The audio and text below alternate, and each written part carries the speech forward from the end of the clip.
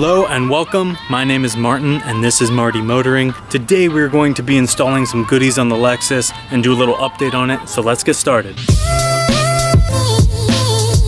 First we're going to install the strut tower brace bar that I've had sitting around for a while and see how it fits.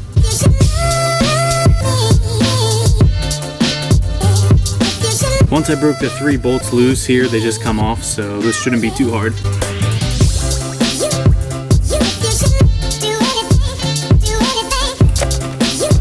These are pretty loose now, so they just should come off like that. So let's grab the strut bar and line it up. So this is the bar. It has the one end and the other end kind of connects the strut towers and braces it. It's made by Megan Racing. I bought it on eBay. You can get it on Amazon. And those are kind of the specs. It's made for this car. Now, one thing that was weird is this looks like it lines up the other way. So I think I might have to flip these ends to line it up right.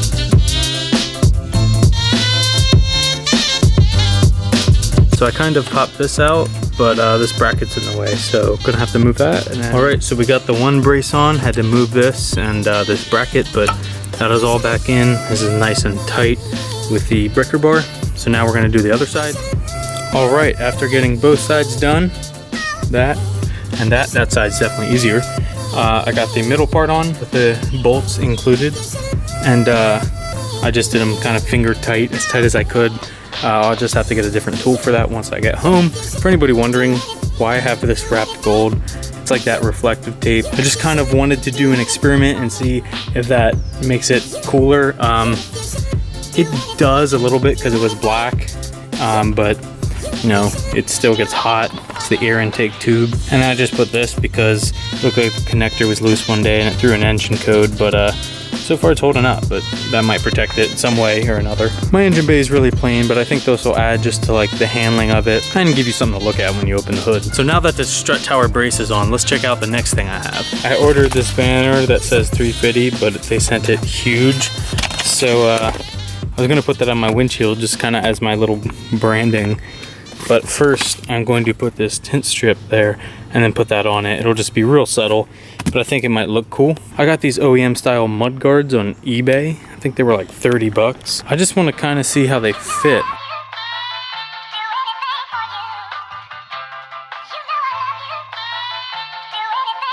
Gives it a little bit more aggressive styling. I'm not sure if it comes out far enough to like protect the bumper from dirt and everything, but it does look pretty aggressive. It looks like there's only a couple bolts and they just bolt right on, so very cheap, easy install. So I found a mounting hole for the one mud flap, but I don't see any other holes, so I'd have to take the wheel off and do it the right way. Unfortunately, I don't think I have enough daylight for that, so we might move on to something else, but at least I can get a preview of what these will look like here. I think it looks pretty aggressive. Obviously the fitment will be a little tighter once I do it right, but I think I like it for 30 bucks. So that's the rears.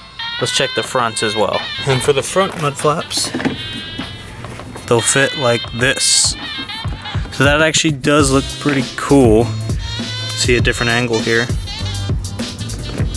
The only thing I'll have to do is kind of customize my side skirts to a cutout for this so they don't hit, but it'll look like one smooth line from mudguard to side skirt. So now what I'm gonna try before it gets dark here, and just to continue on with this video, I'm going to try to install the tint strip and the vinyl strip onto the front of the car and see how it looks. Hopefully I don't screw up too bad, but we'll see.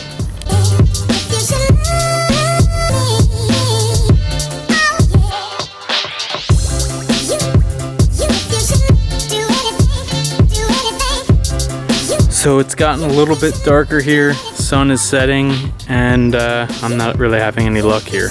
I got it on, but it is so bubbly and terrible. This is like the worst job I've ever done, so it's pretty much a fail. I mean, the dimensions and everything are perfect, it's just there's a lot of like bubbles, and I don't know really how they got there, a lot of wrinkles. I kind of just free-handed this. I mean, it's all measured up with my hands and cut, and I'm not using any heat gun or anything, and I'm outdoors. So these are not the best results, although after I move some of the air bubbles, it doesn't look as bad. So maybe we can still work with it. So you know what? I scratched the idea. I just didn't like it. I kept staring at it. It was terrible. So let's just try to get this on there and see how that looks. Well, looks like a skunk came to join us. Black and white. Black and white. Well, this is a little better. Don't mind the trash on top of my car. But yeah, there's only a few bubbles and it's very subtle. I actually really like the matte black. It's just kind of like, you don't see it at first, you gotta really look to see it. It says 350, so now this is the Lexus IS 350. It's got the Pennsylvania plate and the windshield banner, so it's official, I guess. Also, another update I wanted to point out is we got carbon fiber in the emblem now. It's just an inlay, but I think it's cool because it matches the license plate frame.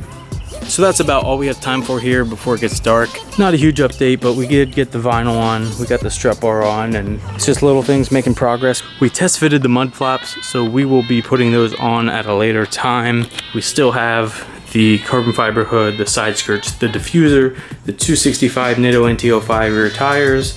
I mean, we got all these things we got to install. I'm just slowly working through it as I have time. And that's going to do it for this video. Thanks for watching. If you like this video, give it a thumbs up. If you're new to the channel, hit that subscribe button. And thanks for watching Marty Motoring, where we're not afraid to leave a little rubber on the road.